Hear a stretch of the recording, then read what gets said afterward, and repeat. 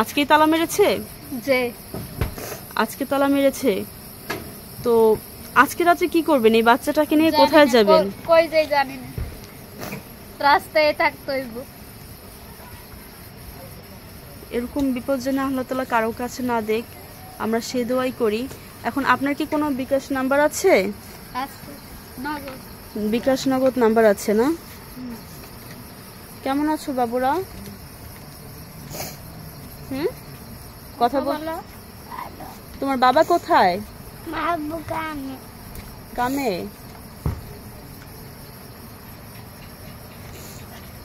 দেখুন দর্শক, কি সুন্দর মাসুম দুটি বাচ্চা, এরা হয়তো বা কিছু বোঝে না। আসসালামু আলাইকুম রহমতুল্লাহি ওয়া বারাকাতুহু। দর্শক, আজকে এমন একটি পরিস্থিতির সম্মুখীন হতে হচ্ছে যেখানে স্বামী 2 বিয়ে করে চলে গেছে এবং 3 মাসের ঘর ভাড়া প্রাপ্ত, যার কারণে তাকে বের করে আজকে তালা লাগিয়ে দিয়েছে। তার কান্না যেন থামছেই না। চলুন দর্শক, তার মুখে থেকে আমরা তার কষ্টের ঘটনাগুলো শুনি। এই যে 2টি বাচ্চা, মাসুম বাচ্চা সহকারে আজকে ঘরের বাহিরে এসে দাঁড়িয়েছে। তার স্বামী আরেকটি বিয়ে করে চলে গেছে, আর তার ঘর ভাড়া এখানে বাকির জন্য বাড়িওয়ালা তালা মেরে রাখছে। কি করবে সে এখন? কোথায় যাবে? কার কাছে যাবে? কেই বা তাকে সাহায্য করবে? চলুন তার মুখ থেকে আমরা শুনি। আসসালামু আলাইকুম আপু, কেমন আছেন? ভালো নাই? আপনাকে দেখেই বোঝা যাচ্ছে এই অবস্থায় কোনো মানুষ ভালো থাকতে পারে না। তো কি হয়েছিল আসলে? আপনি আমাদের প্রথম থেকে ঘটনাটা বলবেন? আমার স্বামী গেছে দিন 2-3 বছর হইব, 2 মাসে হইব, কোনো খোঁজ খবর নাই, ইয়ে নাই। ফোন দি টাকা ঘর ভাড়া দিব, কই দেয় না। এই অবস্থা চলি। আজকে ঘর থেকে বার করে তালা মারি দিচ্ছি, রাস্তা রাস্তা হাঁটি। আমি কার সাহায্য নেব, কার কি করব? আজকে কয় মাসের ঘর ভাড়া পাবে আপনার? 3 মাসের। 3 মাসের ঘর ভাড়া পাবে। কত টাকা? কত টাকা আমি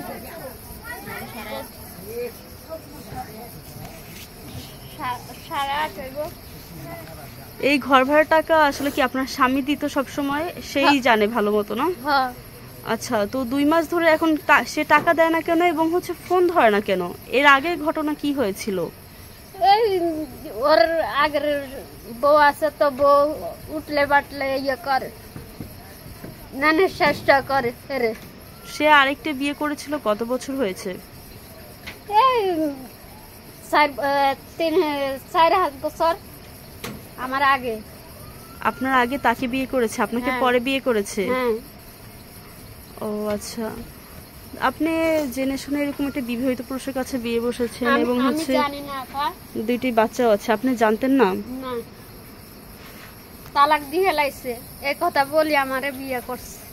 তালাকের কথা বলে বিয়ে করেছে। আপনার বাড়িতে কি খোঁজ খবর নেননি?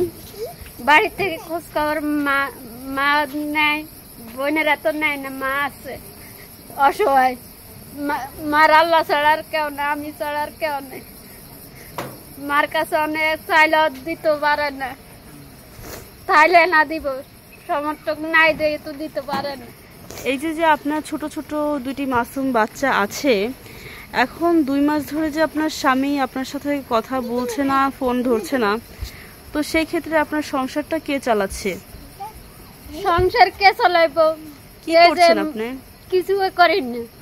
তাহলে এই যে বাচ্চাদের মুখে খাবার তুলে দিচ্ছেন কিভাবে? এই যে মানুষে একজনের চাল 1 বস্তা দিছিল, সে চাল দিয়ে চলি।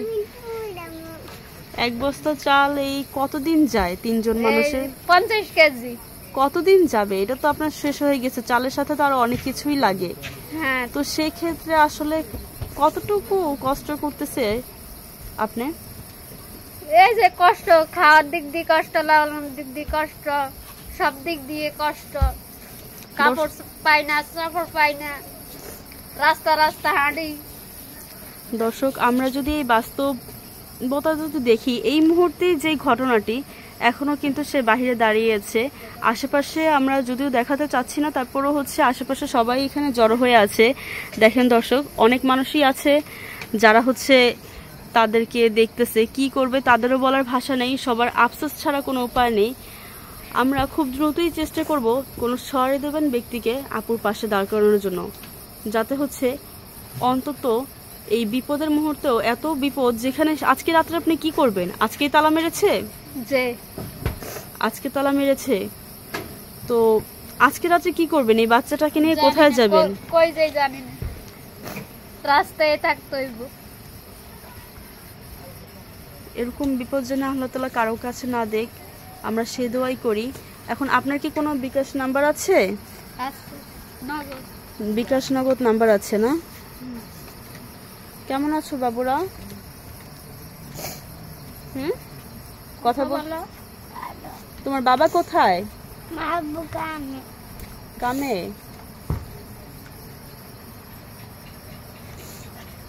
দেখুন দর্শক, কি সুন্দর মাসুম দুটি বাচ্চা।